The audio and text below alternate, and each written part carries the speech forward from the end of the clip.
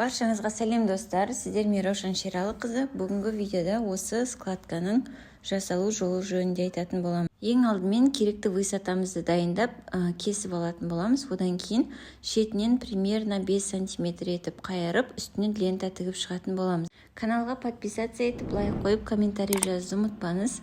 Алдағы уақытта да осы секілді мықты ақпараттармен бөлісетін боламын. Лентамызды тіккен кезде үстіңгі жағынан 1 см етіп қалдырып, және тігіп жатқан лентамыздың үстіңгі астыңғы бөліктерін толықтай тігіп шығатын боламыз. Лентамызды тігіп біткеннен кейін шторымыздың теріс бетінен тура центрін осылай тауып алатын боламыз. Мен бұл жерде 3 см қылып қайырдым, яғни ашқан кезде 6 см болады. Ортасынан екі жағына қарай складкалерді жинап шығатын боламыз.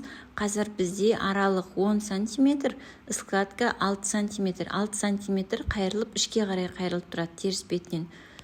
Ортасынан тігіп қойсаңыздар да болады, немесе осылай ашық күйінде қалдырсаңыздар да болады. Складкасын толықтай дайындап алдым. 10 см аралық және 6 см складка қайырылған кезде 3 см болады. Енді булавканың бойымен ұзынша етіп тігіс түсіретін боламыз теріс бетінен. Бұл складканы рабочий шторкаларға тіксеңіздер болады. Ашып қояды, түнде жауып қоятын шторкаларға әдемі кетеді. Бұл терезенің ширинасы 3/30 болды. Мен соған ыңғайлап тіктім. Екі шетін бір-біріне жабылғанда еркін келу үшін. Сіздер өздеріңізге керекті ширина бойынша есептесеңіздер болады. Мысалы 3/30-дан кішкентай 3 метр болатын болса, онда складканы 3 см емес 4 см қылсаңыз болады. Мысалы қайырылған кезде да қайырылған кезде 3 см қылып тікпейсіз, ол кезде 4 см қылып тіксеңіз болады. Сонда сізде аралығыңыз кішкене азаяды да, складкаңыздың көлемі көбейеді. Сол сияқты бір-біріне келтіріп отырып тіксеңіздер өте аккуратны әдемі болып шығады. Главный аралықтар бірдей болса, сол маңызды. Осылай біздің складкамыз әдемі болып шықты. Теріс бетінен шығып тұрғанды ортасынан қайырып, оң бетінен тігіп шықсаңыздар болады. Немесе осы қалпында қала берсе де өте аккуратны әдемі болып көрінеді.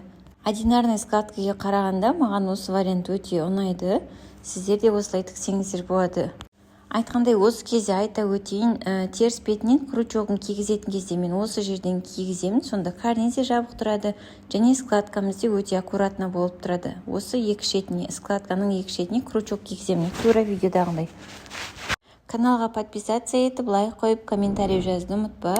И алдағы уақытта тағы қандай видео күтесің, ол бойынша да айта өтсең, мен арнайы видео түсіретін боламын. Қайырлы бөлім болсын.